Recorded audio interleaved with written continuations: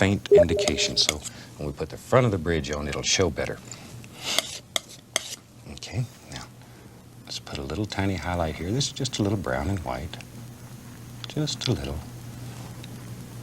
light playing right across there. Don't want too much, just a little. Now we can start working on the front of the bridge. I'm going to take some brown, some Van Dyke brown, some umber, and white. Make this look like old wood. Don't overmix your paint. Leave it sort of marbly here. So that way all these colors will happen right here in your bridge. Okay, now let's just take the small edge of the knife and begin making some boards. Now maybe you can just scratch a line right through here if it'll help you a little bit to give you an idea of where you want the front of the bridge to be. And that'll be our stopping point. So we take the small edge of the knife and just start making some boards. This one's made out of old slab board, just barely touching, pulling down. There we are. And leave some space in between them. You can see these old bridges, some of them are in bad repair.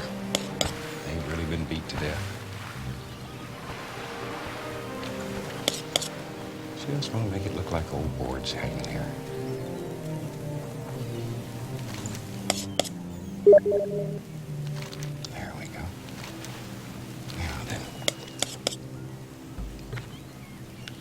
let it come all the way down here. Just put you some boards in.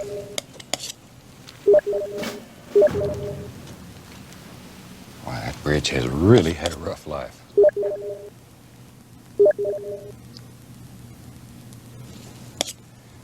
Okay, and we let these come all the way down. Like so. There we go.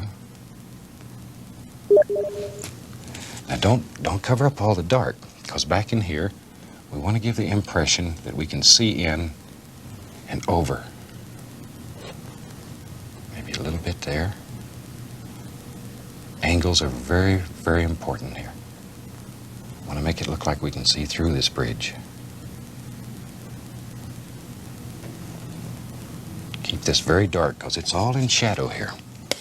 It's all in shadow. Now, just come right on down like so. Put all these old nice wood things in here. Maybe there's a little beam right here that we can see. Comes right across.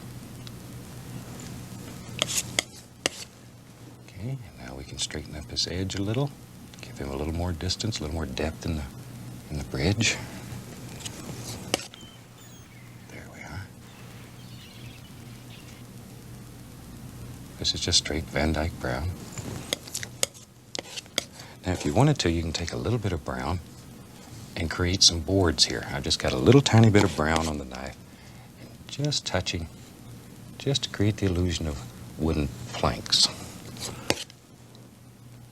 Look at that. Did you ever think that an old covered bridge would be this easy to make? And just let a little of it run down. Like so.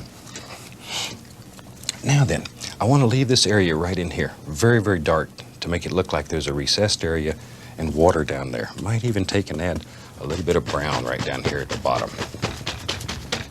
Really, really very dark. Very, very dark. And we can just fill the rest of the canvas up here with a little bit of sap green. Like so.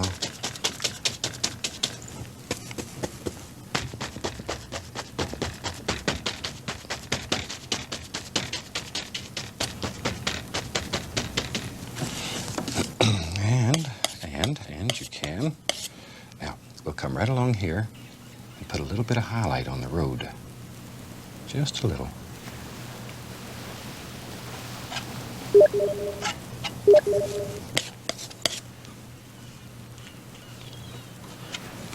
Okay.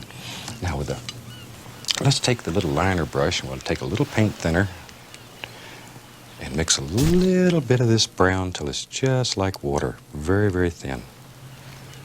And maybe there's some little cattails that live right here.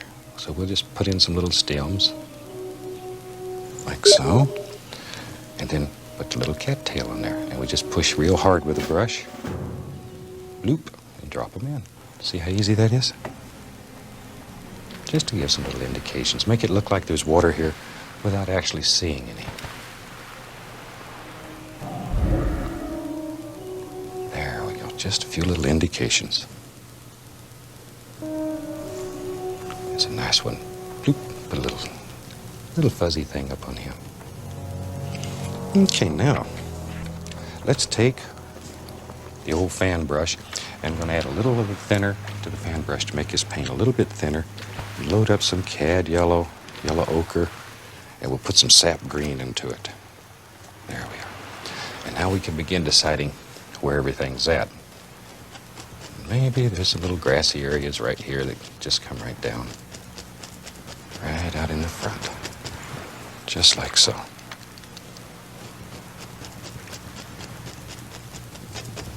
This old bridge isn't used too much anymore, so the grass is beginning to take the road back. Nature has a way of reclaiming things. There we are. Okay, now let's go over here and do basically the same thing. Put in a few little highlights. Leave this dark area. It'll make it look like water back in there, or like there's a recessed area where water could be.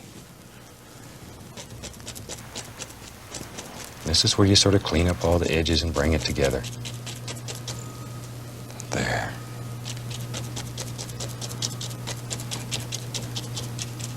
Now, no cover bridge painting would be complete unless we had a big tree in it. So let's put a big old tree in it. Start with Van Dyke brown. And maybe the big tree lives right about here. Big tree. A lot of brown.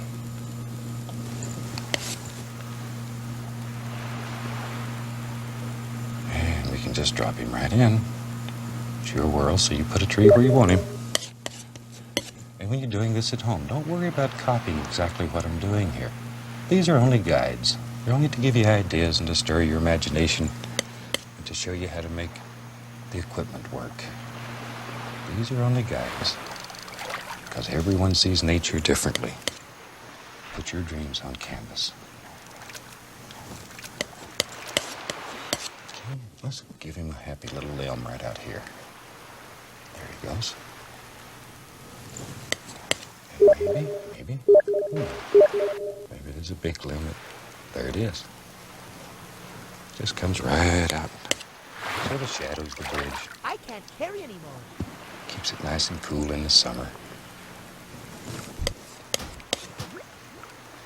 Just recently I had the pleasure of doing some demonstrations at a covered bridge festival here in Indiana.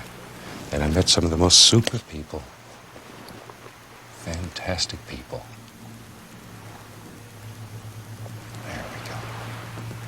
Just some limbs.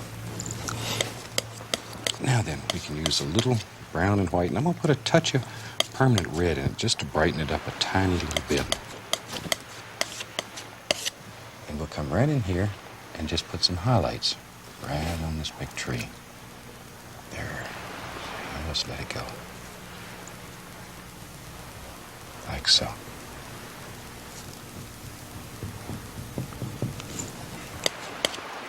Well, next week, if you're going to paint along with us, we'll be doing a white canvas. So, get an easel set up. Big old glass of tea right there beside you.